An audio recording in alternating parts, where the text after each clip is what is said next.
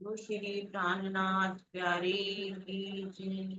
बोलो श्री सद्गुरु महाराज की जय। पन्ना धाम की सुंदर साथ की जय। बंदो सतगुरु चरणी को करूं सो प्रेम प्रणाम। अशुभ हरन मंगल करन धनी श्री देव चंद्र जी नाम। श्री प्राणनाथ निज मूलपति श्री में ही राज सुना। तेज कुंवर श्यामा जुगल को पल पल करो प्रणाम। पिया जी को पल पल करो प्रणाम। चर्चा प्रारंभ होत है सुनो साथ चित दे। भजो राज श्यामा श्री प्राणनाथ सखी जीवन हमारो। श्री महामति कहे साथ जी भया चर्चा का वक्त। अब तुम सुनियो चित दे लाल आगे आए बैठे इन तखत। लाल आगे आए बैठे इन तखत। जब चुपाई पढ़ी।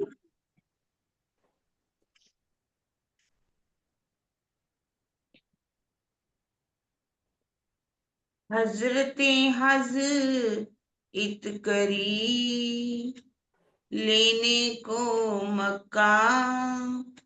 फतेह करी दजाल की पूछ करे दारुल बका। पूछ करे दारुल बका। आप अक्षती धाम के धनी धाम के दूल्हा श्री लाधा जी के धाम हृदय में विराजमान होकर के आप कैसे सूरज से जागने के कार्य के लिए चलते, उसका वर्णन जो है वो करवा रहे। कल हमने सूरज की भी तक सुनी, कैसे सुंदर साथ जागृत होते हैं, बिहारी जी के कैसे नियम बनते हैं, उनको नहीं माना जाता। अब चुपाई में भी कह दी श्री महामती कहे है मोमिनो इस शरत करो याद। फिर लाल आगे की कहूं जो झगड़े की भी कि कैसे दोनों के विचार नहीं मिलते, शिव जी साहब के और बिहारी जी के।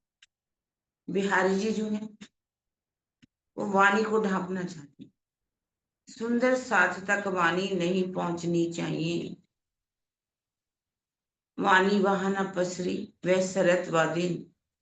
इंतजार में थे मोमिन पर सुन न सके एक सुकन, क्योंकि वो गादीवाद को बढ़ावा देना चाहते। सुंदर साथ बहुत सा उनकी भी तरफ है और वो सिर्फ सुख चाहते, माया के सुख। वाणी में भी कहा है दुनी के सुख दिए मैं तीन को जो कोई चाहे सुख। जिनसे मेरा पियो मिले मैं चाहूं सोई सुख। क्योंकि वो माया के सुख चाहते हैं, आराम चाहते हैं, गादीपति बनना चाहते हैं। उनका यही सब कुछ है, यही उनका परम धाम है, यही उनका मंदिर है। जो यार है अपने तन की भला खामे सोमे पलंग। इनका यही किबला और न चाहेगा। उनको सुंदर साथ की जागने से कुछ लेना देना नहीं।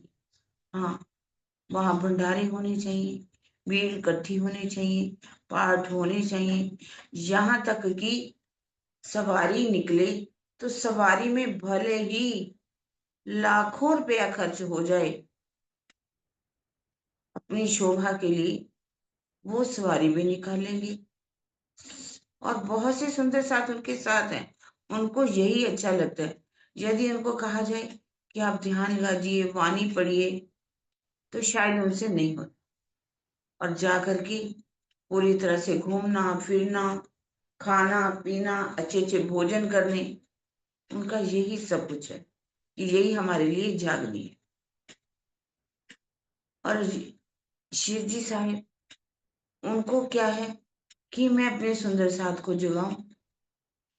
यही सुंदर साथ नहीं, जो बाहर भी रहते हैं, जहां भी देश विदेश में सुंदर साथ रहते हैं, उनकी आत्मा को जागृत करूं। अब वो वहां से चलते हैं, जैसे यहाँ छुपाई है, हजरत हज इत करी लेने को मक्का। मोहम्मद साहब ने मक्का में रह करके कैसे ध्यान लगाया, कैसे वो पहाड़ों में जाकर के बैठे रहते थे। उनको दर्शन हुए, जबराइल फरिश्ता उनको परम धाम में लेकर के गया। 90,000 हर्फ सुन करके आए, जिसमें 30,000 को जाहिर करने का बात कही और 30,000 पर अख्तियार था। सब हैवानियत थी, बुत परस्ती थी, मूर्तियां बना बना करके उनकी पूजा होती थी। तो उन्होंने सोचा कि अब कैसे उनको पहचान कराऊं। उन्होंने जब एक अल्लाह ताला की पहचान कराई कि परमात्मा एक है, अखंड है, उसके अर्श अजीम की पहचान कराई, जन्नत जिसे कहा गया। लेकिन वहां का जो धर्म गुरु था, वो था अबू जहल, जिसे महामूर्ख भी कहा गया। वो नहीं चाहता कि एक परमात्मा की भक्ति सब करें। वो तो यही चाहता है कि दुनिया कर्मकांड में फंसी रहे, इन्हीं बुत परस्ती करी, मूर्तियों की पूजा करे, और सारे संसार को, सबको उन्होंने वही सिखा रखा था और इससे आगे बढ़ने नहीं दे रहे थे। लेकिन शिव जी, जो मोहम्मद साहब थे, उन्होंने जब पहचान कराई तो सभी विरोधी विरोध के रूप में खड़े हुए। कोई भी सत्य की पहचान करने के लिए आगे आएगा तो सभी उसकी टांग खींचने वाले तो होंगे। कोई ये नहीं चाहेगा कि हम हाथ बढ़ा करके सबको आगे करें, सबको उस परमात्मा की पहचान कराएं।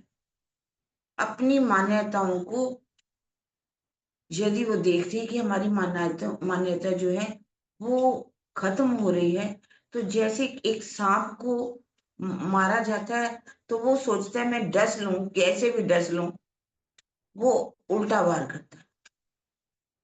इसी तरह से ही मोहम्मद साहब के भी दुश्मन सभी बन गए। मोहम्मद साहब को वहां मारने के लिए भागे, और मोहम्मद साहब अपनी जान बचा करके जैसे ही मदीना की तरफ जाते हैं तो पीछे लग जाते हैं और अपनी जाकर के एक गुफा में जान को बचाते हैं। कहा जाता है कि उस गुफा में जैसे ही गई, मकड़ी ने वहां जाला बुन दिया। अब वो सोचते हैं कि मकड़ी इतनी जल्दी जाला तो बुन नहीं सकती, वापस लौट जाते हैं और मदीना में पहुंच जाते हैं। मदीना में जा करके अपने अनुयायी तैयार करते हैं, अपनी इस जो है सत्य की धर्म की स्थापना के लिए सबका प्रचार करते हैं, प्रसार करते हैं। बहुत से अनुयायी उनके साथ इकट्ठे हुए। अब सबने मिल करके कैसे मक्का में जाकर के अबू जहल के ऊपर हमला कर दिया, और उन्होंने अबू जहल को हरा करके मदीना में जा करके गद्दी पर, मक्का में जा करके अपना राज्य स्थापित किया, अर्थात सबको एक परमात्मा की पहचान करानी शुरू की। और उनकी पहचान कैसे बनी, कितने अनुयायी बढ़ते गए, जो इसी तरह से ही जो नौतनपुरी क्या है उसको क्या कहा गया, मक्का। हजरत हज इतकरी लेने को मक्का, उन्होंने जैसे मक्का के ऊपर अपना अधिकार बना लिया, इसी तरह से ही अब गादी पर कौन बैठ गए, आकर के बिहारी जी अपनी परंपराओं के हिसाब से चल रहे हैं। उनको सुंदर साथ की जागने से कुछ लेना देना नहीं है। वो बहुत ही आराम से अपनी जिंदगी बता रहे हैं। इसी तरह से ही जय उन्होंने जो गद्दी भले ही जहरी उन्होंने ले ली, जहरी गद्दी पर आकर के बैठ गए, पर असल में जो बातनी गद्दी थी उसका उस पर अधिकार किसका हो गया? मेराज जी का। मेराज जी जो है सुंदर सा, उनके दिल में सुंदर साथ को जगाने की तड़प है कि मैं अपनी आत्माओं को जगाऊं, मैं उनको परम धाम का रास्ता दिखाऊं, जो हमने परम धाम में वायदे किए थे उनको पूरा करूं। हजरते हज इतकरी लेने को मक्का, फतेह करी दजाल पर, दजाल को कूच किया दारुल बका। अब वो घर में बैठ करके ये सोचते कि यहीं बैठे रहेंगे तो क्या जागने का कार्य हो जाएगा? नहीं, मुझे निकलना होगा।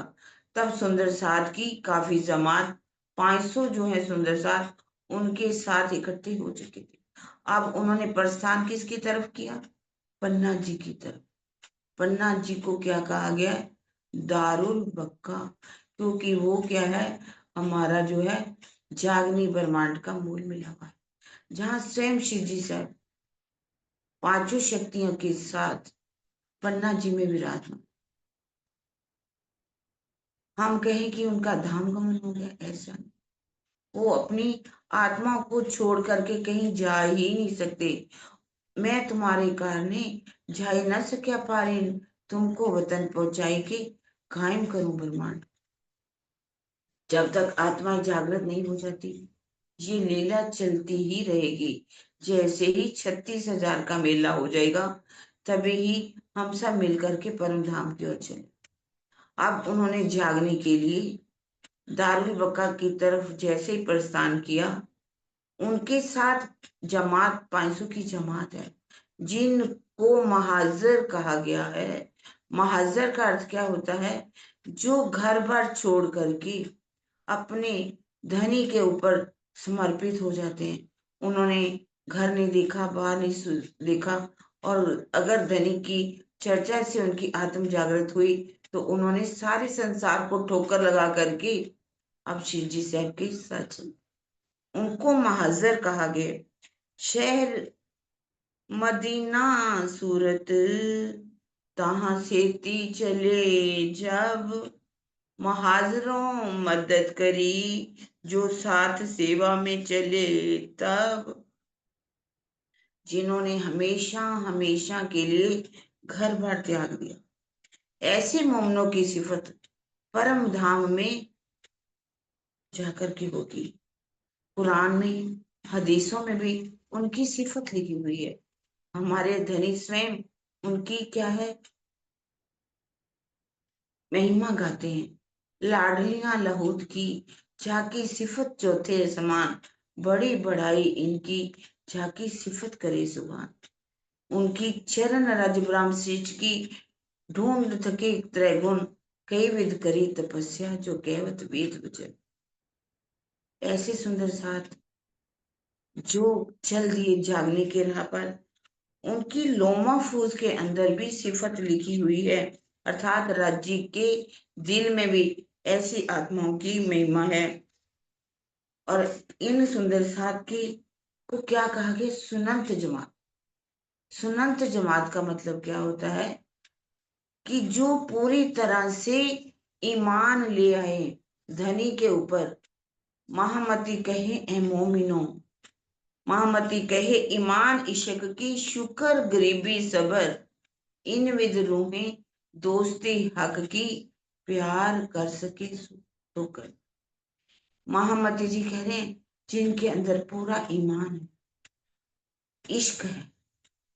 ईमान इश्क की हर समय जैसी भी स्थिति हो वो शुक्र करते हैं, गरीबी करते हैं, गरीबी भाव में रहते हैं, विनम्रता उनके अंदर कूट कूट कर भरी हुई है, और उनके अंदर संतोष का धन है। महामती कहे ईमान इश्क की, शुक्र गरीबी सबर, इन विद रूहें दोस्ती हक की, प्यार कर सके तो कर।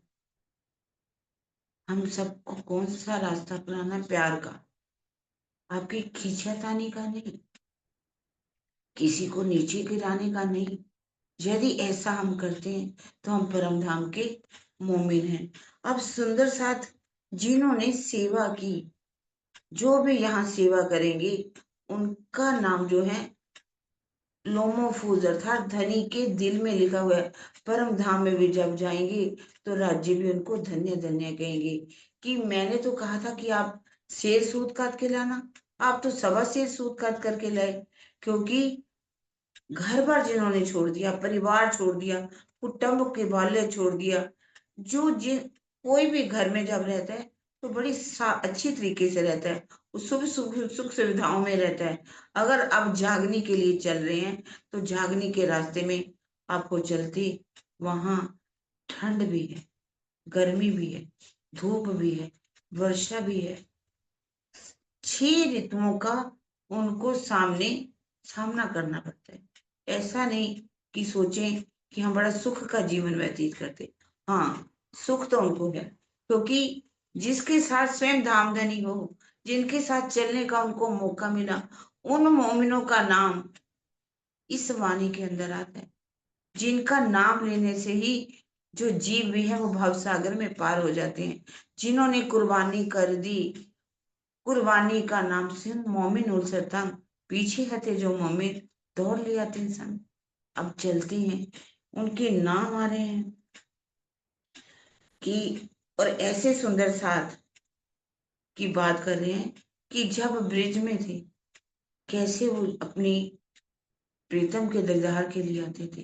राज में जब गए तो संसार को एक पल के लिए छोड़ दिया, सोचा भी नहीं कि ये कुटुंब कबीला है। और इसी तरह से इन्होंने कुली कलिंगा रजालसो जंग करी जाए तो कुली कल युग के साथ रास्ते में अगर कोई उनकी रुकावट आई, उन्होंने उस रुकावट को हटा दिया। जैसे जब पानी चलता है तो अपना रास्ता बना लेता है, उसके रास्ते में कितने भी पहाड़ आए पर वो डगमगाते नहीं है। उलझने सबको आती हैं, मुसीबतें सबके पास आती हैं, कठिनाइयों का सामना सबको करना पड़ता है, लेकिन परम धाम के मोमिन इन बातों के लिए नहीं डरते। और वो इसीलिए कहा गया कि प्राणनाथ जी के साथ जमात जो चली, गाजी बनी इसराइल, तामे श्री देवचंद्र जी सिरदार, लड़े रहा खुदाई के वास्ते, ये जो महीने 1000, देवचंद्र जी ने 1000 महीने तक दज्जाल से भी युद्ध किया। और 1712 तक समय हो जाता है 83 वर्ष 4 महीने का। और उसके बाद उनसे भी बेहतर उन्होंने तो दज्जाल से युद्ध किया ही, पर जिन्होंने जागने के राह में अपनी कमर को कस लिया और उस लड़ाई के बरकत में जब वो जागने के कार्य के लिए चले, तो जिन्होंने उनकी मदद की, घर बार नहीं देखा और जागने के कार्य के लिए चल पड़े, उनको इस तरह से महाजर भी कहा गया, गाजी भी कहा गया, गाजियों की जमात कहा गया। अब चलते कौन है? सबसे पहले जागने के लिए कौन चलती है? तेज कुबरी जी। तेज कुबरी जी ने कभी नहीं सोचा कि घर आराम से घर बार बैठो सुख लो, नहीं, शिव जी साहब चल रहे हैं, उसने सब कुछ अपना सुखों को त्याग करके जागने के राह पर चल पड़े। और भीम भाई श्याम भट्ट जो सूरत के वेदांताचार्य थे, वो भी जागने के कार्य के लिए चल पड़े। नागजी भाई, नागजी भाई जिनको सेवा इतनी प्यार से करते थे सुंदर साथ की, तो शिव जी साहब ने उनका नाम ही गरीबदास रख दिया। अब कानजी भाई अपना परिवार लेकर के वो भी चल देते हैं। जमुना भाई, देखिए गादी पर कौन बैठे हैं? बिहारी जी। बिहारी जी की बहन है जमुना भाई और उनका बेटा है चबीलदास। उन्होंने ये नहीं सोचा कि मेरे जो भाई है वो गादी के ऊपर बैठा है, गादी की प्रति मेरी आस्था होनी चाहिए, नहीं। उन्होंने ये पहचान कर ली कि यही हमारे प्राणनाथ जी हैं, हमें अपना जीवन इन्हीं के साथ व्यतीत करना है। वो भी वहां पर घर बार छोड़ करके हमेशा के लिए चल देती है और आखिर तक उन्होंने साथ निभाती है। छबीलदास जी कैसे पानी की सेवा करते हैं। पहले जमुना बाई की सेवा करेगी और फिर छबीलदास जी की सेवा उनका अपनी विरासत में समझ करके ये सेवा उनको दे दी गई। धारा भाई भी बहुत समय तक पाती पुछाने की सेवा करते हैं। सुंदर जी, पाती पुछाना कोई आसान काम नहीं था। एक पाती लेकर के जाते हैं, दूसरी, कितना चलना पड़ता होगा। लेकिन फिर भी कुछ ऐसी परिवार की उलझन आई, वो भी घर बार छोड़ करके वो भी कुछ समय के लिए अपने वापस लौट। लाल बाई का नाम आता, लाल बाई जो कि लालदास जी की धर्मपत्नी थी, वो भी पूरा जीवन, चाहे वो 12 मोमिनों की सेवा है, 12 मोमिनों के साथ वहां पर मुसलमानों के राज्य में, ऐसे राज्यों में जाकर के सुंदर साहब की सेवा करती है। लालदास जी संग चले खाली लेकर हाथ, निभे आखिर लो चले श्री राज के साथ। लालदास जी भी चल पड़ते। इस तरह से सूरत से जब चलते हैं, क्योंकि उन्होंने पहचान लिया था ये हमारे धामधनी हैं, ये हमारे अक्षरातीत हैं, जो हमें जगाने के लिए इस संसार में आए हैं। गाजी बनी इसराइल, उन्होंने जितना जागने का कार्य किया, इसलिए उनको बहुत बड़ी शोभा मिली। अक्षरातीत की शोभा धामधनी ने स्वयं उनको दी, क्योंकि पांचों शक्तियां जो हैं उनके अंदर विराजमान थी और सुंदर साथ को जागने के लिए चलते हैं। अब गुजरात से चलते हैं। कहाँ चलते हैं? सबसे पहले अहमदाबाद में। कहा जाता है अहमदाबाद में सिर्फ 4 दिन तक, और वहां से चल पड़ते हैं सिद्धपुर के अंदर। सिद्धपुर के अंदर जब पहुंचते हैं तो वहां पर एक विंध्या जो है स्थान है, नदी थी, वहां पर बहुत बड़ा मेला लगता, बहुत से लोग वहां पर आते हैं। शिव जी साहब भी वहां जाकर के रुक जाते हैं, और उन्होंने एक हवेली ले ली थी जहां 500 की जमात थी, वहां रहने लगते। एक वहां पंडा था, जब विंध्या जो अ, तालाब था उसमें जब नहाने के लिए जाते हैं, तो वो भगवान दास, जिसे रेवादास कहा गया है, वो किसी को भी देखते हैं, ये कोई खास है तो उनके पीछे पीछे लग जाते। उनका काम ही होता है कि सबके पैसे लेना, उनकी पूजा कराना, पाठ करवाना, उनसे गोदान कराना, दान करवाने। इस तरह से वो शिवजी साहब के पीछे लग जाते हैं। अब शिवजी साहब वहां पर 22 दिन तक रहते, सिद्धपुर के अंदर। जागने का कार्य नहीं होता मुझ पे। ये पंडे आपको, आप हरिद्वार की तरफ चले जाओ, उज्जैन में चले जाओ, नासिक में चले जाओ, या प्रयागराज में चले जाओ, ये ऐसे पंडे आपको सब जगह मिलेंगे। वो क्या करते हैं, पूरे पूरे वही खाते रखते हैं। आपके परिवार वाले कब आए, कब आपके इस समय आए, इस समय आए, आपके परिवार में कौन था, क्या था। यदि आपको कहीं से कोई आपको ना मिले कि हमारे परिवार में कौन था पहले, आप वहां चले जाइए। ऐसे स्थानों पर ये पंडे लोग आपको एक एक आपकी खानदान की पूरी वही खाता जो है बता दे। अब ये शिव जी साहब वहां से जब पालनपुर की तरफ जाती है, तो ये रेवादास जी, क्योंकि जाते जाते एक मोर थी, गोवर्धन दास जी ने उनको दे दी। उन्होंने कहा ये सेवा उन्होंने बहुत की थी, तो इनको कुछ जो मेहनताना दे दिया जाए। उसने सोचा इनके पास तो सोने की मोहरें हैं, क्यों ना मैं ऐसा करूं, इनकी और सेवा करूं, ताकि मुझे कुछ और मोहरें मिल जाए। मोहरों के लालच में अब वो पालनपुर तक पहुंच गया।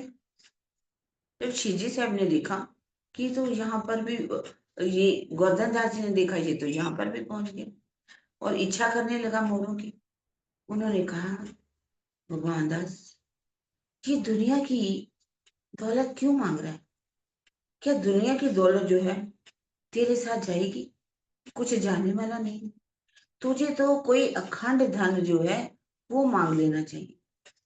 अखंड धन जो है हमेशा के लिए साथ में रहेगा, आगे भी चलेगा तुम्हारे साथ। तब वो शिव जी साहब के चरणों में गिर जाता है। शिव जी साहब मुझे कुछ अखंड का ध्यान दे दीजिए। उन्होंने कहा, भगवान दास 22 दिन तक हम सिद्धपुर में रहे, तूने कुछ ज्ञान सुना नहीं, चर्चा तो वहां भी होती थी, तुमने उसकी तरफ ध्यान ही नहीं दिया, ना मुझे कहा कि मुझे ज्ञान दो। अब हम आगे की तरफ चल रहे हैं और तुम आकर के मुझसे क्या कह रहे हो कि मुझे कुछ अखंड का ध्यान दे दे। अब उन्होंने सोचा मांग रहा है तो दे देते। तब उन्होंने कहा, देखिए हम कैसे ब्रिज में आए थे, कैसे रास में आए थे, अब जागनी के ब्रह्मांड के अंदर आए, और जागनी के ब्रह्मांड के अंदर हमने अब, हाँ ये क्षर ब्रह्मांड है, मिटने वाला ब्रह्मांड है, यहाँ कोई भी अपना नहीं है। हमने कैसे ब्रिज में लीलाएं की थी, जागने के ब्रह्मांड में आकर के अब हमें अपनी आत्म को जागृत करना है। उन्होंने बता दिया कि ये क्षर ब्रह्मांड में मिटने वाला है। तो उसके बाद अक्षर का योग माया के ब्रह्मांड के बारे में बताया कि योग माया के ब्रह्मांड में जो ब्रिज में लीलाएं की, राज में लीला की, वो अखंड रूप से हो रही है। उसके आगे वो परम धाम है जहाँ बीचों बीच जमुना जी बहती है, जो कि कहाँ से निकलती है, पुखराजी पहाड़ से निकलती है और कैसे हौज कोसर में जाकर के समा जाती है। उसके आगे चांदनी चौक है, उसके आगे हमारा जो है 28 का चौक है, चौरस हवेली, 4 चौरस हवेली, 5वीं हवेली गोल हवेली है मूल मिलावा, जहाँ हमारी परातम बैठी हुई है। हमें इस शोभा को देखना। इस तरह से उन्होंने जाते जाते वर्णन जो है वो सुना। अब ये भगवान दास रेवादास जो है वो सोचता है कि इन्होंने मुझे कोई मंत्र दिया, मुझे इस मंत्र का जाप करना चाहिए। अब उसी मंत्र का जाप करता है। तो वहां पर उनकी जो दोस्ती थी केशवदास जी के साथ, केशवदास जी ने देखा कि ये कुछ मंत्र पढ़ता रहता। उन्होंने कहा, केशवदास ने कहा कि भगवान दास आप बता क्या बात है, बहुत चुप रहता है और ये मंत्र पढ़ता रहता है। कहता है कि यहाँ से कुछ क्षत्रिय लोग निकले थे और वो जो है उन्होंने जाते जाते मुझे कुछ पाठ पढ़ाया, पर मंत्र दिया था, मैं उसी मंत्र को जपता रहता हूँ। उन्होंने कहा, बता तो सही कि तुम्हारा मंत्र कौन सा है जो उन क्षत्रिय देकर के गए थे।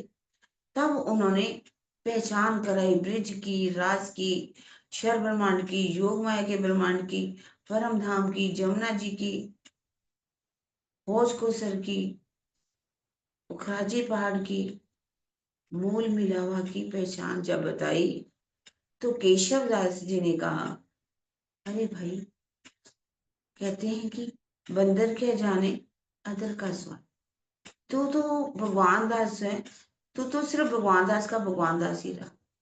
जिन्हें तुम क्षत्रिय कह रहे थे वो क्षत्रिय नहीं थे, वो कौन थे, अक्षरातीत थे। ये तो अक्षरातीत था, तुम ना करी पहचान। अब मैं उतरी जात हूं, मुझे आया ईमान। कहते हैं कि जो परम धाम की आत्म है ना, एक शब्द सुनेगी, एक लुगा सुनेगी और उसको पहचान हो जाएगी। बेहद वनज का होएगा साथी, एक लवे होसी टूक टूक।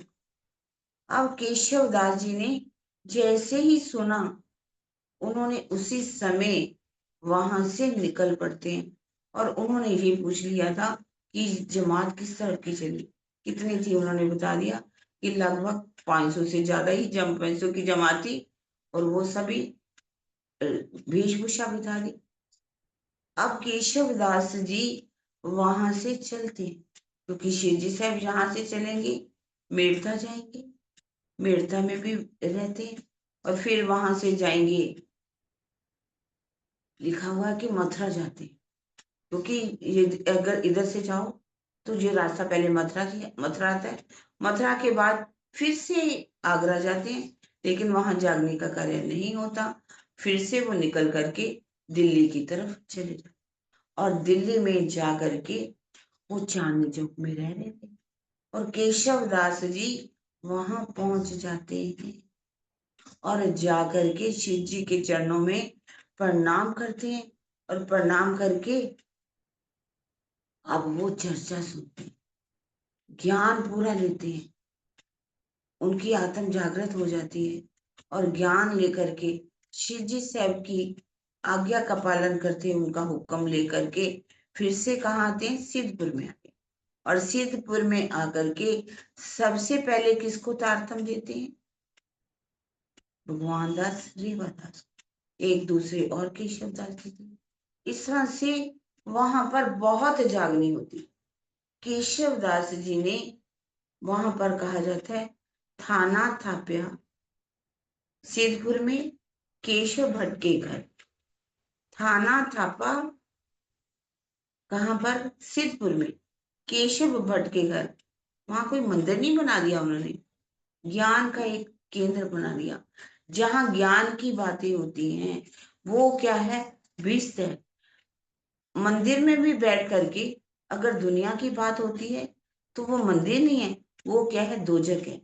और जहां भी परम धाम की बातें हों, हर मोमिन क्या करते हैं, सिर्फ बात करेंगे, राज्य की बात करेंगे, वो दुनिया की बात नहीं करते। मोमिन होते दुनी के तो करते दुनी की बात, चाल चलते उनकी जो होते इनकी जा, वो तो हमेशा राज्य की ही बात करते हैं। और वहां पर जागने का कार्य चलता है, इसलिए कहते ठौर ठौर थाने भे मेला हुआ मध्य देश। कहाँ पर मेला होना है, मध्य देश में, क्योंकि वही हमारा जागनी ब्रह्मांड का मूल मिला हुआ है। वहां पर ही 36,000 सखियों का मिला हुआ होना है, 24,000 ईश्वरी सृष्टि, 12,000 परम धाम की ब्रह्म सृष्टियां वहीं एकत्रित होंगी। और जहां पर राज्य के दिल में सब इकट्ठी हो रही, जो कदी आगे चली जिमी बैठी इन जिमी माए, पांचों मिले पांचों में रूह अपनी असल जोड़। अब जागने का कार्य चलता है जहां पर। अब सिद्धपुर से, पालनपुर से होते हुए शिवजी साहब कहाँ पहुंच जाते हैं, मेरथा के, मेरथा राजस्थान में पड़ता। जैसे ही शिवजी मेरथा में पहुंचते, सुंदर साथ की जमात है उनके साथ, चित चर्चा तो होती है, लेकिन देखते हैं कि वहां पर कोई भी आता ही नहीं, कोई एक भी आ जाए चर्चा सुनने के लिए तो नहीं आता। उन्होंने पता लगाया कि बात क्या है, यहाँ पर कोई चर्चा सुनने क्यों नहीं आता। तो उनको पता चला कि यहाँ पर लाभानंद यति नाम का एक तांत्रिक है, उसने सबको डरा रखा है कि पहले तो किसी विद्वान को, महात्मा को वो आने नहीं देता, यदि आ भी कोई जाए गलती से तो उसने ये कह रखा था यदि कोई वहां जाएगा तो मैं क्या करूंगा, उनको प्रताड़ित करूंगा, क्योंकि वो अपने भूतों के द्वारा उसको इतना परेशान कर देता था, जीना भी उनका दुर्भर हो जाता, इसलिए कुछ डर के मारे चर्चा सुनने आते हैं। अब शिवजी साहब ने कुछ सुंदर साहब को लिया और वहां, यहाँ पर कहा जाता है यति, यति का मतलब तो वो होता है कि जो उस परमात्मा के प्रेम में डूब करके अपना पूरा जीवन उस परमात्मा पर समर्पित कर दे, यति तो उसको कहते हैं। लेकिन ये नाम का यति, इसने क्या है, कुछ रिद्धियां सिद्धियां जो है वो कर रखी थी, तांत्रिक क्रियाएं करता था। तांत्रिक क्रियाएं क्या होती, ये जो लोग हैं शमशान घाटों में चले जाते, शमशान घाटों में जाकर के ऐसी तांत्रिक क्रियाएं करते हैं, ऐसे जीव जिनकी समय से पहले मृत्यु हो जाती है, और वो ऐसे जीवों को अपने बस में कर लेते, बस में करके वो अपना काम करवाते हैं।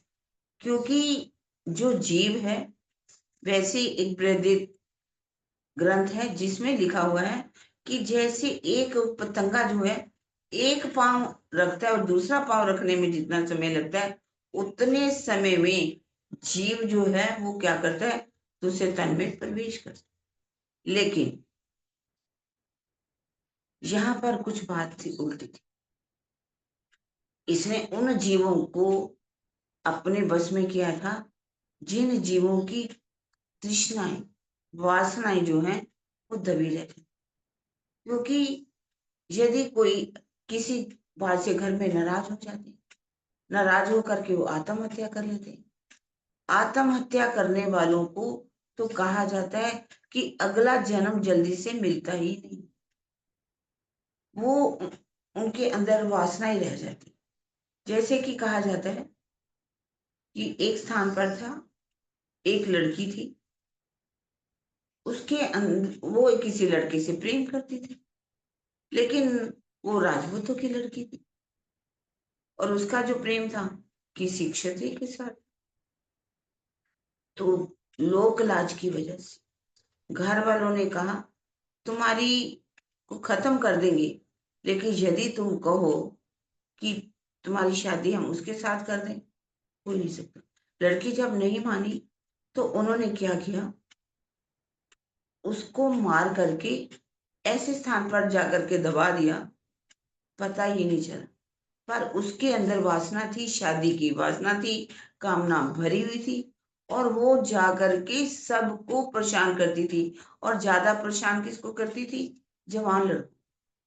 जो जवान लड़के होते थे वो उनके अंदर चलती थी और उनको जाकर के, क्योंकि अपनी वासना उसकी रह गई, जिसके कारण से उसके जीव को सूक्ष्म जीव बन करके वो चलता रहता था, घूमता रहता था, परेशान सबको करता था, लेकिन उसको मुक्ति नहीं मिली। इसलिए कहा जाता है कि कभी भी आत्महत्या के बारे में तो सोचना भी नहीं चाहिए, भले कितने भी कष्ट क्यों ना आ जाए। आजकल सभी देखा जाए देखते हैं कि अब हमारा धन दौलत चला गया, हमारी सब में बदनामी हो गई। इससे अच्छा तो है अपने परिवार वालों को भी मार देते हैं जहर दे करके, स्वयं भी मर जाते। और ऐसे जीवों को वो ज्यादा पर वश में कर लेते हैं और अपना काम जो करवाते। ऐसा था लाभानंद यति। अब शिव जी से अब उनके पास जा करके शास्त्रार्थ करते हैं, उनको 8 दिन तक उनसे बातें करते हैं, लेकिन वो एक भी प्रश्न का उत्तर नहीं दे पाता। प्रश्न का उत्तर दे कैसे? क्योंकि वो तो एक तांत्रिक था, तांत्रिक क्रियाएं करता था, जिससे उन लोगों को लूटता रहता था। और ऐसे लोग क्या करते हैं, वो वो तो वो तो बना ही लेते हैं और अपना मनचाहा कार्य उनसे करवाते। कोई भी उनके पास आता है तो इनके द्वारा वो पता कर लेते हैं कि इनकी क्या इच्छा लेकर के आया। वो उनके अंदर जाकर के प्रवेश करते हैं, उनकी इच्छा को जानते हैं और जैसे ही आकर के बता देते हैं, तो वो कहते हैं कि आप अपने बेटे के लिए, आपके औलाद नहीं है, संतान चाहिए आपको। अभी वो सोचते हैं मैंने तो अभी बताया भी नहीं, तो इसने कैसे जान लिया। उनके पास जाकर के बैठते हैं और फिर वो उन्हें ऐसा हाथ करते हैं और ये भूतों के द्वारा एक सेब हो, फल हो, उनके हाथ में आ जाता है, वो उनको देते हैं, जाओ आप खा लीजिए और आपका काम हो जाएगा। अगर कोई चोरी का लेकर के आते हैं तो उनकी चोरी के बारे में भी बता देते हैं कि आपका फलान सामान है, वहां पर पड़ा है, आप वहां जाकर के निकाल सकते हैं। और वो बातें हो जाती। ऐसा कि नहीं होता, क्योंकि ये तांत्रिक क्रियाएं कैसे होती हैं कि यदि कोई एक ही बिंदु के ऊपर कई दिनों पर पूरा अपना एकाग्र हो जाए, एकाग्र होकर के किसी बात की भी सिद्धि करना चाहे, वो उसकी सिद्धि कर लेते, सिद्धि प्राप्त हो जाती। ऐसा नहीं कि नहीं होते। आज भी देखिए कई कई ऐसे ऐसे तांत्रिक हैं, आपकी अंदर होम बात चल रही है, आप क्या सोच रहे हो, एक एक बात को वो आपको बता देंगे। इसी तरह से कहा जाता है कि अपना ध्यान एकाग्र करके किस तरह से वो संकल्प करते हैं और संकल्प के द्वारा बात हो जाती है। कुछ लोग होते हैं कहते वाम मार्गी, कुछ होते दक्षिण मार्गी। जो वाम मार्गी होते हैं वो दूसरों का अहित करते हैं। वो क्या है, मांस खाते हैं, ऐसी ऐसी शराबें पीते हैं, नशा करते हैं, और फिर वो अपनी क्रियाएं करते रहते हैं, जाकर के खोपड़ियां लेकर के शमशान घाट में घूमते रहते हैं, देखते रहते हैं कि कौन सा जो है किसको हम अपने बस में कर सकते हैं। इसीलिए लोग आज भी जब शमशान घाट में जाते हैं, जब तक उनका सिर नहीं फोड़ लेते, वहां से निकलते नहीं, क्योंकि ऐसे लोग, उनकी खास ध्यान रखा जाता है, जिसकी कोई अचानक मौत हुई हो, या किसी ने किसी की हत्या कर दी हो, क्योंकि ऐसे ही जीवों को अपने बस में करते हैं। ये होते हैं वाम मार्गी, और एक होता है दक्षिण मार्ग। वो दूसरों के भले के लिए करते हैं। वो अपनी क्रियाएं अपनी एकाग्रता करते हैं। एकाग्रता करके ऐसे कुछ होते हैं जो योगी कहा जाता है। योगी जब कोई संकल्प करता है, तो उनका संकल्प इतना दृढ़ होता है कि वो काम हो ही जाता है। जैसे कि एक महात्मा जी थे। महात्मा जी गाड़ी में बैठे हुए थे। जब गाड़ी के अंदर बैठे हुए थे, उनके पास तो टिकट नहीं थी। टीटी आया, पूछा कि टिकट कहाँ है? मेरे पास तो टिकट नहीं। उन्होंने कहा यदि टिकट नहीं है तो आपको सफर करने का कोई अधिकार नहीं। जैसे ही अगला स्टेशन आया, उन्होंने कहा कि चलो आप निकल जाइए, गाड़ी से उतर जाइए। जैसे ही गाड़ी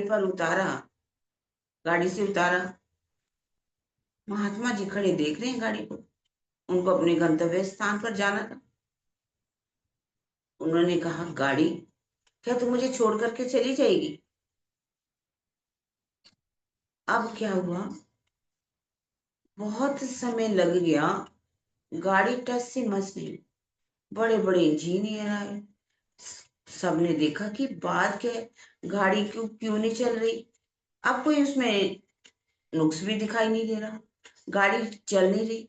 तब सब लोगों ने उस टीटी को कहा, टीटी साहब, आपने जिस महात्मा को गाड़ी से उतार दिया है, आप उनको बिठा दीजिए, हो सकता है गाड़ी चल पड़े। अब वो महात्मा जी के पास गए टीटी साहब, कहने लगे कि चलो महात्मा जी, आप गाड़ी में बैठ जाइए। जैसे ही वो गाड़ी में बैठे, गाड़ी स्टार्ट हुई और गाड़ी चल दी।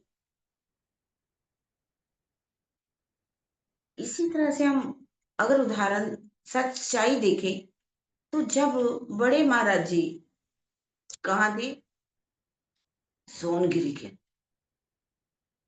सोनगिरी में भी आज कितना बड़ा तपोवन कहा जाता है, तपोभूमि है वो।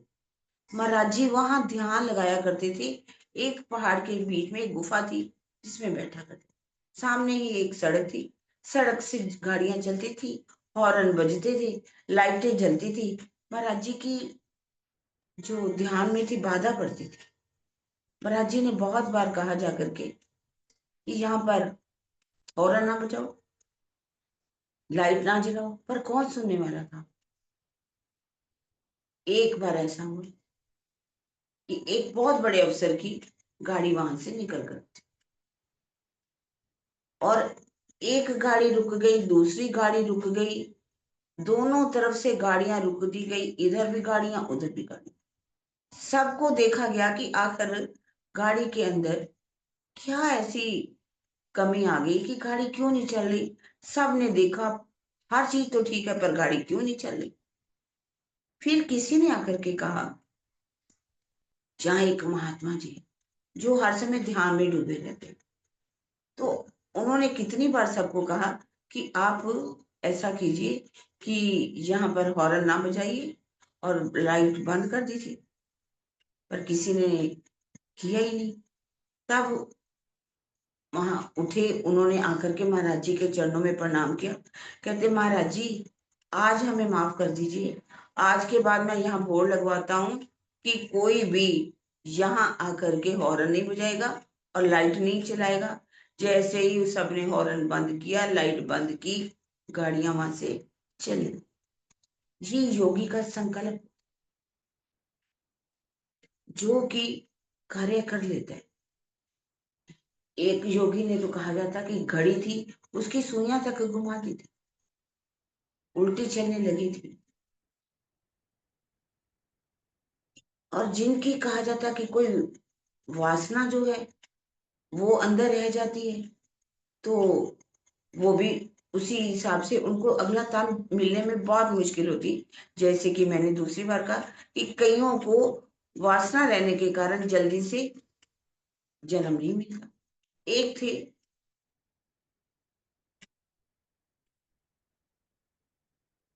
तुलसीदास गोसाई जी, एक बार एक गांव की तरफ से निकल करके जा रहे। साहब ने कहा कि देखो, इस गांव की तरफ से मत निकलिए, यहाँ एक भूत रहता है, वो जो है सबको परेशान करता है। गोसाई जी ने कहा तुलसीदास जी ने कि चिंता मत करो, मैं इसी रास्ते से जाऊंगा। जब वो उसी रास्ते से जा रहे थे तो एक पेड़ था, पेड़ के ऊपर उन्होंने देखा कि वो एक आत्मा जो है, जिसे जीव, सूक्ष्म जीव जो है वो रह रहा है, और वो दूसरों को परेशान करता था। लेकिन आज जैसे ही तुलसीदास जी निकले, उन्होंने देखा ये कौन है, ये तो श्रृंगार रस के कविराज जो हैं, वो केशव दास जी। क्योंकि केशव दास जी श्रृंगार रस की कविताओं को लिखा करते थे। जब वो कविताएं लिखते थे, एक बार वो श्रृंगार रस में इतना डूब गए कि एक स्त्री के अंगों का बहुत अच्छी तरह से वर्णन कर, और उसकी सुंदरता का ऐसे वर्णन कर रहे थे कि अचानक उनकी मृत्यु हो गई। जैसे ही उनकी मृत्यु हुई, अब वासना में अंदर क्या है, वो इच्छा रह गई, क्योंकि उनकी अंगों का वो वर्णन कर रहे थे, जिसके कारण से अब उनको अगला तान मिलने में बहुत कठिनाई होनी थी। अब उन्होंने, तुलसीदास जी ने एक ऐसा दोहा बनाया, दोहा बना करके जब उनका वर्णन किया, तो केशव दास जी का जो वो उस भूत बन करके वहां जैसे वो बैठे हुए थे, जिनको आगे जन्म मिलने में कठिनाई हो रही थी, अब वो उससे मुक्त हुए और वो आगे मोक्ष की तरफ चल। ये ऐसे ही चमत्कार करते हैं लाभानंद जति, और दुनिया को लूटते। लोग सोचते हैं कि बहुत बड़े ये तांत्रिक हैं। एक बार कहते हैं कि एक थे गोपीनाथ जी। गोपीनाथ जी ने, इतना उनका दिमाग तेज था कि कहा जाता है कि 6 महीने के अंदर पूरी लाइब्रेरी के ग्रंथ उन्होंने पढ़ लिए थे, और ग्रंथ उनको याद थे, और वो अब ध्यान में डूबा करते थे। उनका एक शिष्य था जो उनके पास रहता था, जो उनकी सेवा करता था। अब वहां पर एक तांत्रिक आ गया, लाभानंद ज्योति जैसा, और क्रियाएं, तांत्रिक क्रियाएं कर करके लोगों को लूट रहा था। इतनी भीड़, इतना पैसा ही उसके पास इकट्ठा होने लगा। उसने सोचा अरे क्या बात है, ये हमें तो 6 महीने हो गए, हमारे पास कोई आता भी नहीं, कोई सुनता भी नहीं, ज्ञान भी नहीं सुनने आता, और इनके पास देखिए पैसा भी आ रहा है, लोग भी आ रहे हैं। वो भी कहने लगा कि उनके गोपीराज जी जो थे, कब वो तो हर समय ध्यान में डूबे रहते थे, वो उनके पास चला गया। कहने लगा कि मैं भी आपसे कुछ मंत्र सीखना चाहती हूँ। उन्होंने कहा ठीक है, मैं आपको मंत्र सिखाऊंगा। उन्होंने एक मंत्र दे दिया और कहा जा करके इसका जो है तुम जाप करना एकाग्र होकर। वो वापिस आया, एकाग्र होकर सारा दिन वो उस मंत्र को जाप करने लगा। शाम का समय आए तो गुरु जी की आज्ञा थी कि आपको संध्या करनी है। अब संध्या में होता क्या, उस परमात्मा की भक्ति होती है, वो गायत्री मंत्र बोला जाता है। अब वो गायत्री मंत्र बोल करके जैसे ही संध्या करता, वो जो तांत्रिक था, जैसे ही अपने अंदर के भूत को उनके अंदर प्रवेश करना चाहता, वो प्रवेश हो ही ना। तब वो वापिस उनके पास गया, कहने लगा आपका जो हो ही नहीं रहा, मंत्र सिद्ध ही नहीं हो रहा, बात क्या है? कहने लगा आप बताओ, क्या कोई संध्या करती हो? कहने लगा हाँ, संध्या तो मैं करता हूँ। क्योंकि उसने कहा कि आज यदि आप मंत्र को लेना चाहते हो तो संध्या नहीं करनी है। कहने लगा ठीक। फिर वो अपने गोपी उनके पास जाते हैं कि इस तरह उन्होंने कहा क्या बात है, ये तू मंत्र कौन से पढ़ रहा है? उन्होंने कहा कि मैं एक यहाँ पर एक तांत्रिक आया है, उसके आपके पास तो आज दिन तक कोई नहीं आता, उनके पास कैसे लोग जा रहे हैं, कैसे भीड़ इकट्ठी हो रही है, और पैसा भी बहुत आ रहा है। मैंने भी उनसे मंत्र सीखा है, और आज आप कहो तो मैं उस मंत्र सिद्ध कर लूं और मैं संध्या नहीं करूं। उन्होंने कहा ठीक है, आपकी प्रसिद्धि हो जाएगी, आपको प्रतिष्ठा मिलेगी, पैसा भी बहुत आएगा, पर याद रखना, ये जो आप भूत बनोगे, जैसे ही आपका तन छूटेगा, आपको भी भूत बनना पड़ेगा और आपको इनकी सेवा करनी पड़ेगी, कभी भी आपको मुक्ति मिलने वाली नहीं है। तब उन्होंने कहा कि जो आप संध्या करते हो, जिसमें उस परमात्मा की भक्ति करते हो, और उससे आपके जीव को मोक्ष मिल सकता है, ये आपके ऊपर है, जिसको लेना चाहो ले लो। तब उसने कहा नहीं, मुझे भूत नहीं बनना। इसी तरह से ये अपने भूतों से सारा काम करवाते, ये सूक्ष्म जीव होते हैं। उस समय इनका तन जो है वो तो छोड़ चुका होता है, वो जल चुका होता है, और किसी वे तन में जाकर के प्रवेश कर लेते हैं और उनकी बातों को जान करके चमत्कार करके दुनिया को लूटते हैं। लाभानंद जति अब जब कोई भी जवाब नहीं दे पाता तो सोचता कि मुझे क्या करना चाहिए। अब इनको मुझे पहाड़ों के नीचे भूतों के द्वारा पहाड़ों को उठवा करके इनके ऊपर गिराना चाहिए, जिससे क्या है, ये मर जाए।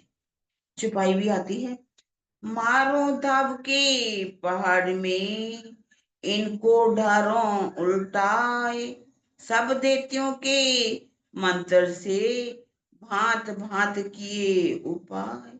मुझे क्या करना चाहिए, इनको समाप्त ही कर देना चाहिए।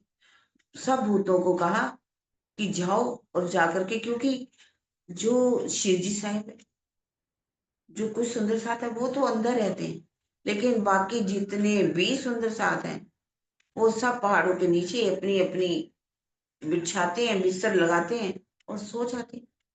और उनकी ऐसा नहीं कि उनकी नींद ना आती हो, जो दिन भर चलते हैं, राज्य के प्रेम में डूबे हैं, ध्यान में डूबे हैं, उनको नींद की कोई परवाह नहीं, अपने आप वो सो जाते।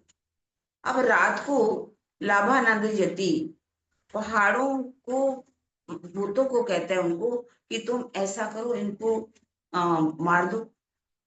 इतनी कोशिश करते, कहते कि एक कंकरी भी उठी नहीं। पर्वत के उठने की तो बात दूर है, घर पर्वत उठो नहीं, तब हार के बैठा ठोर, पंच वासना देव जहां खड़े, तहां मंत्र चले क्यों और। जहां परम धाम के ब्रह्म मुनि बैठे, ब्रह्म मुनियों की रक्षा के लिए पांचों देव, पांचों वासनाएं तो खड़ी ही खड़ी हैं, देवता भी उनकी रक्षा करने के लिए खड़े, और जबराइल फरिश्ता तो उनकी रक्षा के लिए हर पल, असराफील तो उनके पास हर पल है। जबराइल फरिश्ता जहां पर हो ब्राह्मणियों की रक्षा के लिए, क्या वहां पर कोई भी पर्वत उठा करके उनके ऊपर फेंक सकता है, उनको मार सकता है? तो जहां सच्चिदानंद पारब्रह्म हो वहां तांत्रिक क्रियाएं कभी भी काम कर सकती नहीं। जब देखा कि ये जो मेरे भूत है, मेरा मंत्र कोई काम ही नहीं कर रहा, अब उसने सोचा क्या किया जाए, चुप, मौन धारण कर ले, क्योंकि सब लोग आकर के मुझसे प्रश्न पूछेंगे और मैं उनका उत्तर नहीं दे पाऊंगा। उन्होंने बोर्ड लगवा दिया बाहर कि लाभानंद जति जी मौन पर हैं, कोई भी अब उनसे मिलने नहीं आ सकता, कोई भी उनसे बात नहीं कर सकता। अब जैसे ही सबको पता चला, अब भीड़ की भीड़, भीड़ की भीड़ कहाँ इकट्ठी होने लगी, प्राणनाथ जी के पास, शिव जी साहब के पास। चर्चा वहां पर अब होने लगी। चर्चा जैसे ही होने लगी, कहते जैसे मधुमक्खियों का छज्जा रानी मक्खी को घेर लेता है, ऐसे ही शिव जी साहब को घेर करके वीरता में सब आने लगे चर्चा सुनने। अब उनकी चर्चा की धूम जब मची तो वहां पर वीरता के अंदर एक थे राजा राम, एक थे झंझन भाई और मकरंद। ये वहां के बनिया थे, परिवार में थे, बहुत पैसे वाले। वो भी आकर के चर्चा सुने। जैसे ही उन्होंने चर्चा सुनी, उनकी आत्म कुछ जागृति की तरफ चलने लगी। उन्होंने कहा, ऐसी चर्चा सुनने को मिली। उन्होंने कहा कि ये शिव जी साहब, आप हमारे घर आइए और भोजन करिए। शिव जी साहब अपनी जमात के साथ, सुंदर साथ के साथ वहां पहुंचे। सबको भोजन कराया जाने लगा। शिव जी साहब भी अंदर बैठे हुए थे, भोजन कर रहे थे। भोजन रखा गया, लोटा जल का रखा गया। उनके परिवार में एक बेटी थी, ललिता। ललिता जब आई, कुबड़ी थी, काली थी। शिवजी साहब ने एक लोटा भर करके एक पानी लिया और उनके ऊपर डाल दिया। कहा जाता है कि वो ललिता, जो काली कुबरी थी, सर्वांग सुंदरी, उसका कुब्बड़ ठीक हो। जब वो ठीक हो गई, अब वो धनी के चरणों में पूरी तरह से समर्पित हो गई।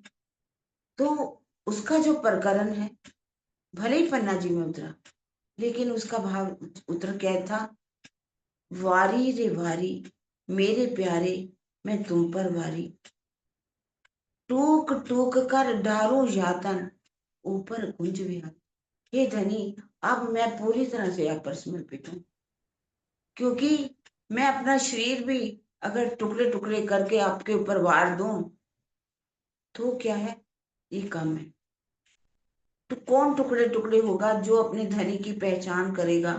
आपने क्या आत्म मेरी निर्मल करके सहजे पार उतारी, कारी कोमत वो कुछ भी, ऐसी कठिन कठोर होनारी। मैं कैसी हूं? मैं काली, मेरा रंग काला। कुमत, कुमत मैंने जिसके अंदर बुद्धि ना हो, काम बुद्धि वाला। कारी कुमत, कुब, कुब तो मैं थी, कुबड़ी थी। कुचल, कुचल मैंने चल नहीं सकती, कुब कुचल, ऐसी कठिन कठोर होनारी।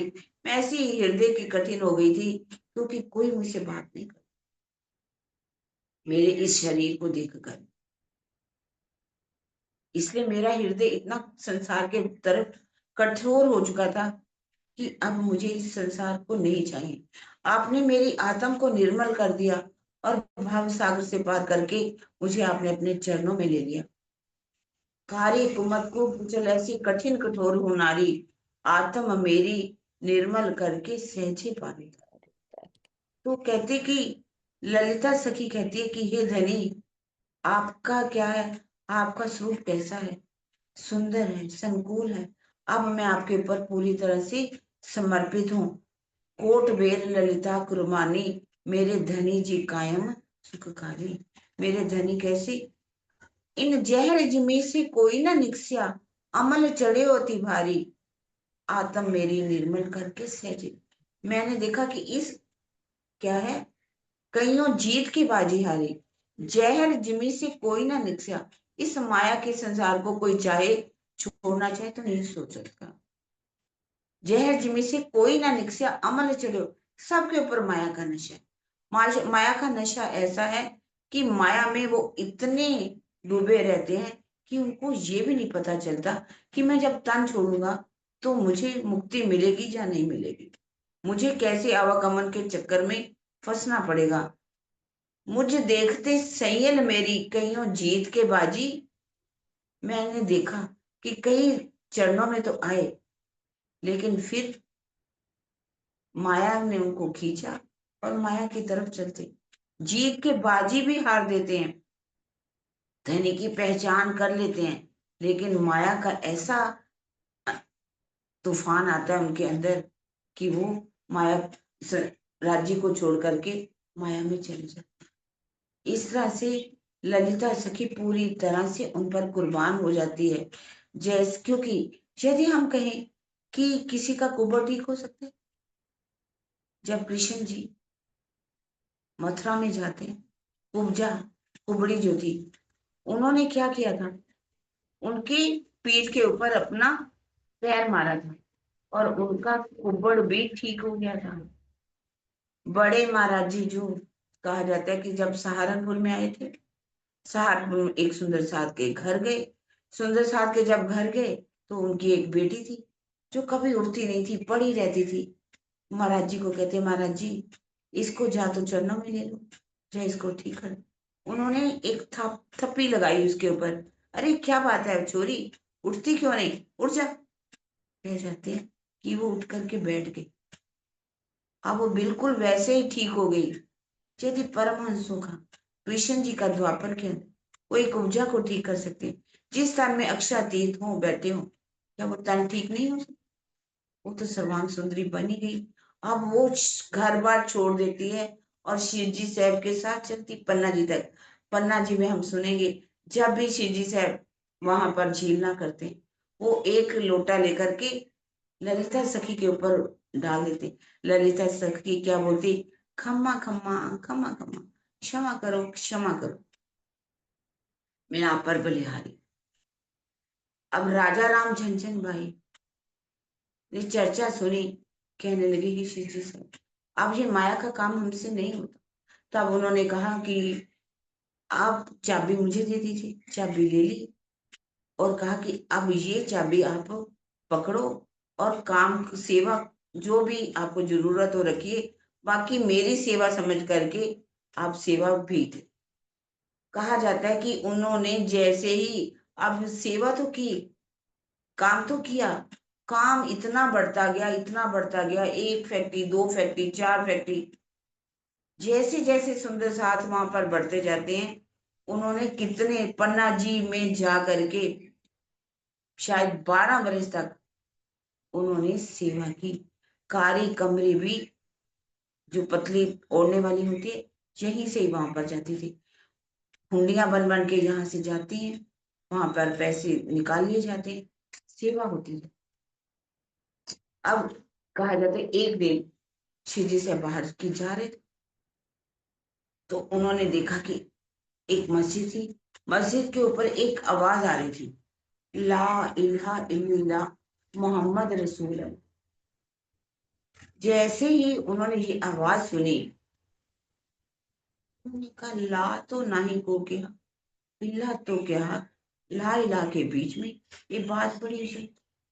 ये ला तो किसको कहा गया, शर्वमान को। इल्ला अक्षर ब्रह्म को कहा गया। और अल्लाह किसे कहा गया, अक्षरातीत को। इसके अंदर जो रसूल साहब हैं अवश्य ही ये परम धाम के हैं। अक्षर की आत्मा जो है वो मोहम्मद साहब बन करके आएगी। अब जब उन्होंने इस बात को सुना, वो बाहर खड़े लालदास जी का इंतजार कर रहे। जब लालदास जी और सुंदर साहब आए, सारी बात बताई कि आज हमने कैसे ये बात सुनी। मुनारे पर जो मुल्ला बांग पढ़ रहा था, उन्होंने कहा कि देवचंद्र जी ने भी हमें कहा था कि परम धाम की जो आत्माएं आई हैं वो मुसलमानों के अंदर भी आई हैं। इसका मतलब जो कुरान आया है वो हमारे लिए ही आया है। यही मोहम्मद साहब की 3 सूरतें हैं। मोहम्मद उनको अब सारी बातचीत उनको बताते हैं, क्योंकि अंदर से अंदर कौन बैठा हुआ है, अक्षर ब्रह्म। अक्षर ब्रह्म जब वो परम धाम में जबराइल फिरिश्ता उसको उनको लेकर के जाता है, उन्होंने 30,000 जो हर्फ सुने थे वो शरीयत के थे, 30,000 तरीकत के थे और 30,000 मार्फत के थे। और उन्होंने कहा था जब मैं आखिरत के समय आऊंगा और इन मार्फत के शब्दों को मैं स्वयं खोलूंगा। और यही वो निज बुद्ध की वाणी थी जो पन्ना जी में जाते हैं वो वहां पर खुलती है, जिसको दारुल बक्का भी कहा गया। उस समय जब मोहम्मद साहब आए थे, ब्रह्म सृष्टियां तो आई नहीं थी। ब्रह्म सृष्टियां अगर आई होती तब तो वो बात करते, किसकी बात करते, वो मार्फत की बातें तो आखिर के समय खुलनी थी। मोहम्मद साहब की ही 3 सूरतें हैं।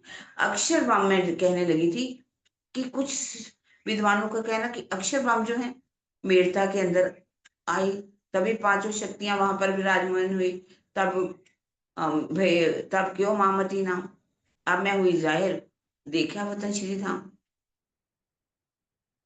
उनको महामती जी की उपाधि पहले भी कहा गया, रास ग्रंथ में भी महामती कहा गया, पर हाँ पूरी तरह से वो जाहिर यहाँ पर हो जाते हैं।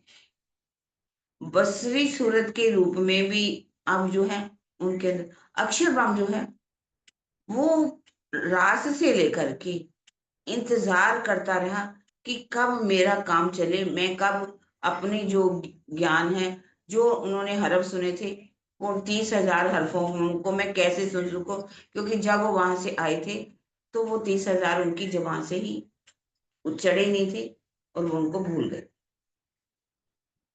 अक्षर ब्रह्म जो है राज से इंतजार कर रहा था। हाँ, उनसे पहले जो लीला किसके द्वारा चली थी, श्यामा जी के द्वारा चली थी। ये शोभा श्यामा जी को दी गई और श्यामा जी के द्वारा ब्रिज राज वेदों के सारे भेद खुले और उन भेदों के खुलने के कारण चर्चा जो हो रही थी, यहाँ लो इसे का इलम, फिर मोहम्मद को मिल चले, करूं एक दिन आदम, यहाँ लो इसे का इलम। अब ये पहले किसके, वेद कतेब के द्वारा ही चर्चा हो रही थी। अब किसके द्वारा चर्चा होनी थी, कतेब ग्रंथ के द्वारा भी चलनी थी, क्योंकि कहा गया है कि इत मोहम्मद को मिल चले, अहमद पाया खिताब, ईसा और मोहम्मद मिले, मारे दजाल सिताब। ईसा और मोहम्मद मिले, जब ईसा ईसा का ज्ञान तो चल रहा था, मोहम्मद भी चले मिल गए, अर्थात कलमा और तारतम दोनों ही मिल गए। तो खिताब कौन सा मिला श्यामा जी को, अहमद का खिताब मिला। ईसा और मोहम्मद मिले, मारे दजाल सिताब, जब इन दोनों ने मिल करके मोहम्मद साहब, ईसा और सेम इमाम मेहंदी आकर के जाहिर हो गए। मोहम्मद आया ईसे मिने, अहमद पाया खिताब, अहमद मिल्या मेहंदी मिले, ये तीनों मिल भय इमाम। मोहम्मद आया ईसे मिने तो अहमद हुआ श्याम, अर्थात कलमा और तारतम जब मिल गए, जब ईसा मोहम्मद साहब मिल गए तीनों ही, तो क्या है, उनको कौन सी उपाधि मिली, उनको क्या कहा गया, इमाम मेहंदी। एक तीनों मिल भय इमाम, तीनों ही मिल गए। अब अक्षर की आत्मा का यहाँ पर रोल चलता है कि राजी क्या करने आए हैं, साहेब आए इंजमी, कारज करने तीन, सबका झगड़ा मेट के यह दुनिया जाती। 30,000 हरफ तो उन्होंने जाहिर कर दिए थे, 30,000 का अख्तियार था, और उसी 30,000 में से कुछ हर्फ जो थे उन्होंने किसको दिए थे, अली को, और बाकी की किसके द्वारा खुले, देवचंद्र जी के द्वारा। देवचंद्र जी ने आकर के यहाँ पर सबको परम धाम की पहचान कराई, युग स्वरूप की पहचान कराई, वहां वहां का पूरा वर्णन किया। और यही ईसा और जब मोहम्मद मिल करके इमाम मेहंदी कहलाने लगे, क्योंकि इनके अंदर पांचों शक्तियां जो हैं पूरी तरह से विराजमान थी, और जिसके कारण ये पांचों मिल भय इमाम, तीनों मिल भय इमाम, उनको इमाम मेहंदी कहा गया।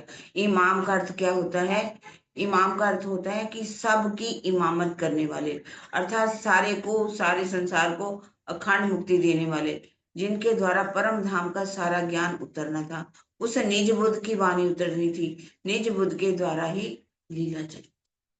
अब जिस तरह से सारी बातें वहां उन्होंने बताई, और अब वहां पर क्या होता है, वहीं से ही गोवर्धन दास जी को शिव जी से बुलाते हैं कि आप जाकर के अटक पाल जसवंत सिंह के पास जाओ, और जसवंत सिंह जी के अंदर देखो कि क्या कोई उनके अंदर अंकुर है। जसवंत सिंह जो था उसका बेटा था पृथ्वीदास, पृथ्वी सिंह। वो क्या है, औरंगजेब बादशाह की पूरी सहायता करता था, राजाओं को हराता था, और वो किसको जाकर के दे देता, मिला देता था औरंगजेब के दरबार में, वहां पर उनके राज्य में। एक बार किसी ने, जो औरंगजेब बादशाह था, बहुत बड़ा शेर दिया, बब्बर शेर जिसे कहते हैं। उसने दरबार में आके कहा कि मेरे जैसा यहाँ पर जो बब्बर शेर है किसी के पास नहीं। जसवंत सिंह ने कहा कि मेरे पास जो है एक इतना बड़ा बब्बर शेर है, आपके बब्बर शेर से भी बहादुर है।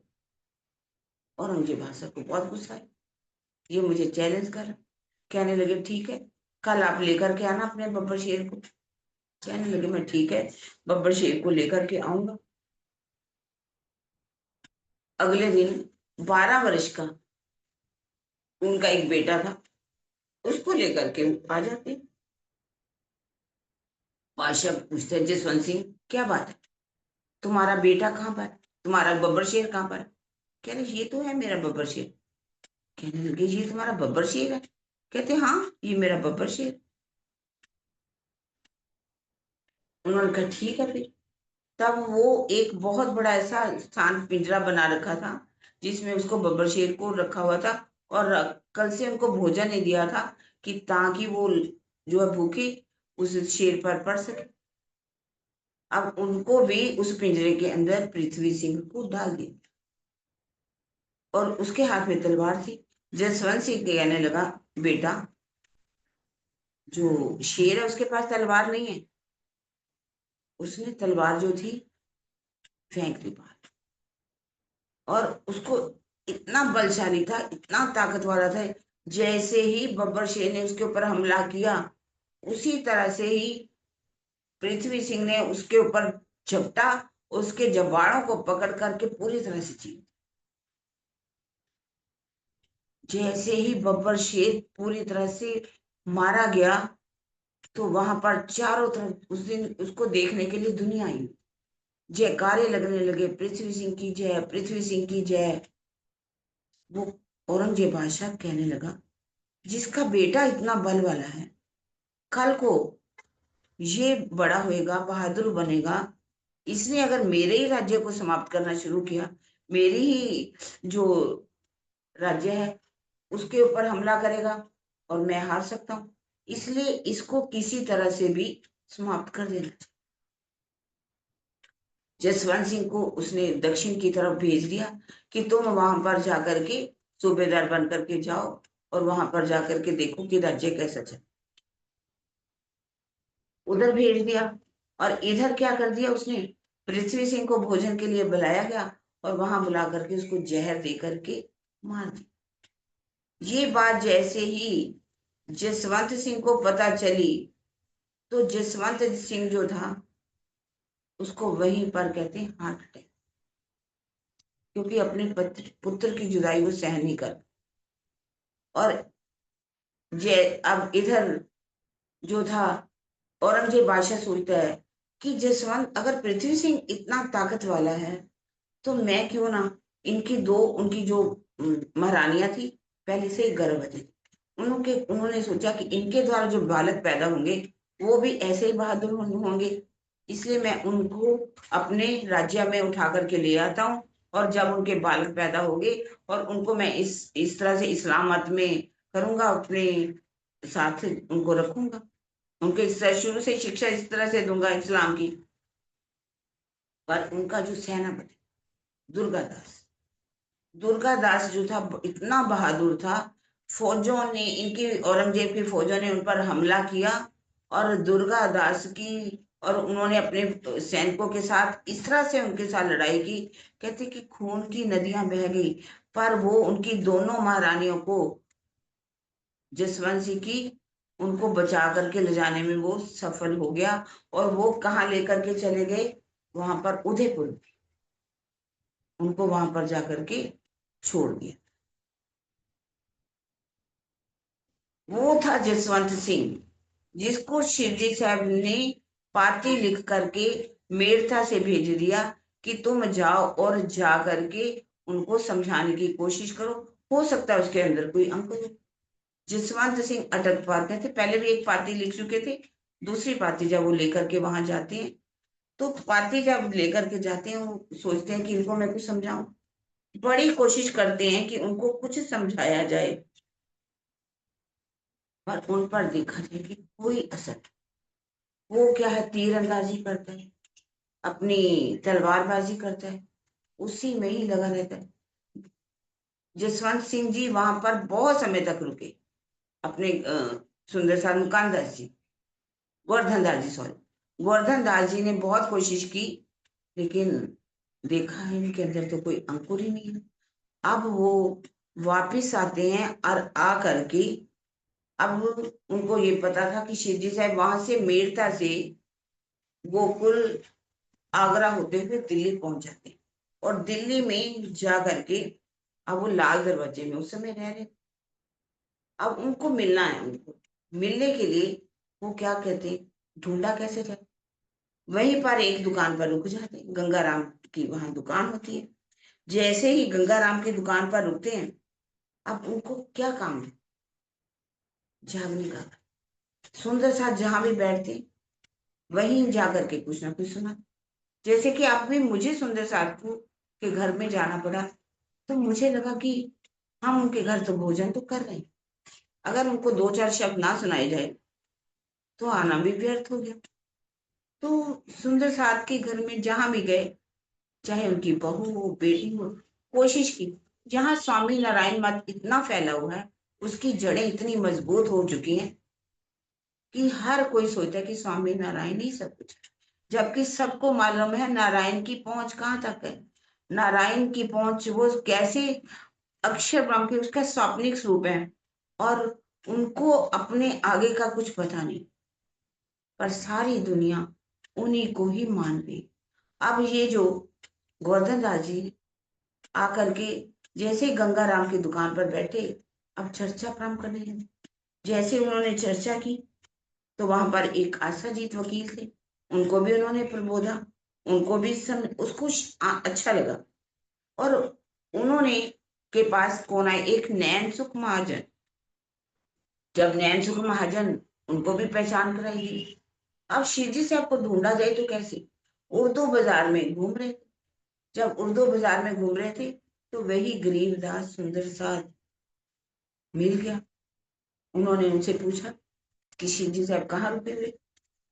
तब उन्होंने सारा पता बता दिया। उन्होंने कहा मैंने कुछ सुंदर साहब को जगाया है, मैं उनको लेकर के प्रातःकाल सुबह ही शिवजी साहब के चरणों में आ जाऊं। शिवजी साहब वहां बैठे हुए थे।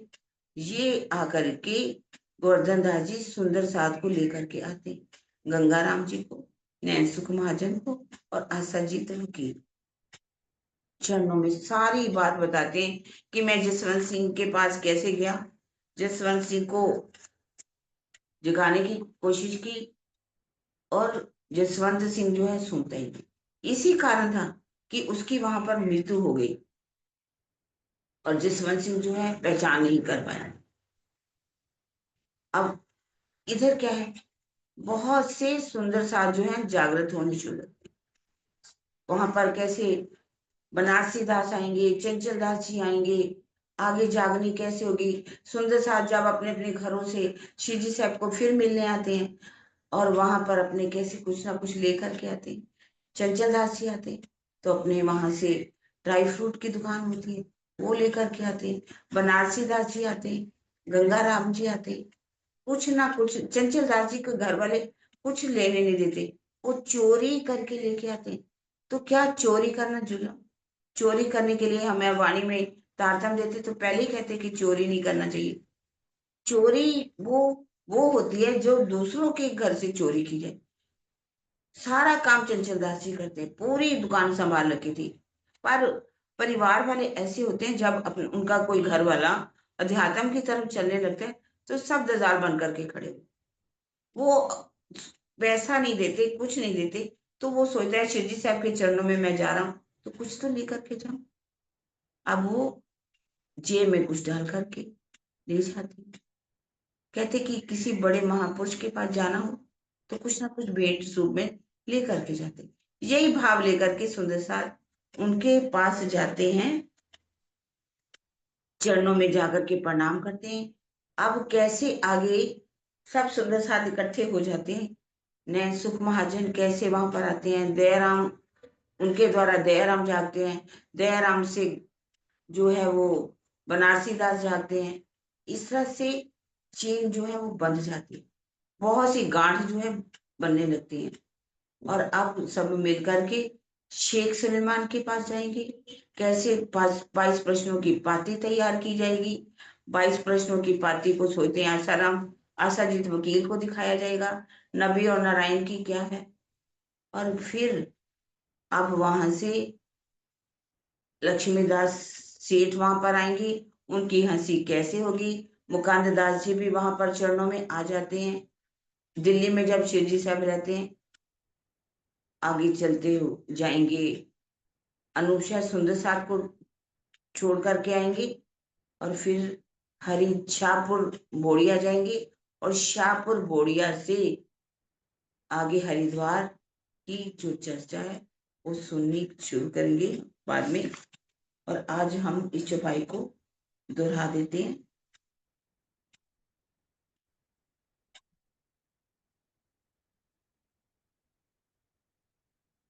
चंचल अपनी दुकान से लियावत कर चोरी, लियावे श्री राज के वास्ते अंग उमंग करी, अंग उमंग करी। बोलो श्री प्राणनाथ प्यारी की जय। बोलो श्री सतगुरु महाराज की। प्रणाम जी।